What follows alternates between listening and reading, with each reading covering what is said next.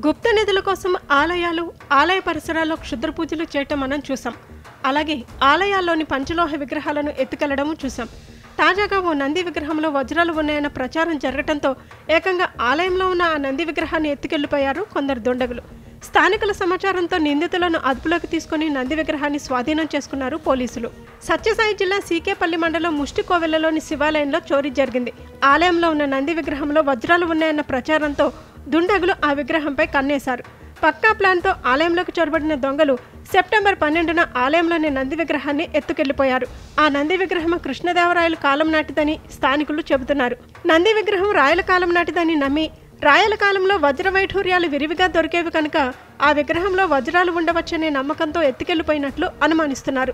ఈ నంది విగ్రహం రాయల వారి కాలం నాటి విగ్రహం అని, ఆ విగ్రహంలో కానీ మనం సరైన పూజ చేసి సరైన టైంలోని సరైన ముహూర్తంలో దాన్ని ఎత్తుకొని పోయి కానీ మనం దాన్ని బ్రేక్ చేసి లోపల ఓపెన్ చేస్తే ఆ హంప్ అనగా మూపురం భాగం కానీ తల మొండెం కానీ వేడి చేస్తే మనకి అందులో వజ్రాలు వస్తాయన్న ఆలోచనతో వీళ్ళు ఈ క్రైమ్ చేయడం జరుగుతుంది. ఆలయంలో చోరీ విషయం తెలుసుకుని స్థానికుల ఫిర్యాదుతో దర్యాప్తు చేపట్టిన పోలీసులు నలుగురిని అరెస్టు చేసినట్లు ధర్మవరం డీఎస్పీ హేమంత్ తెలిపారు. వారి నుంచి నంది విగ్రహాన్ని స్వాధీనం చేసుకున్నారు. నిందితులు కర్ణాటకకు చెందిన వారుగా గుర్తించారు.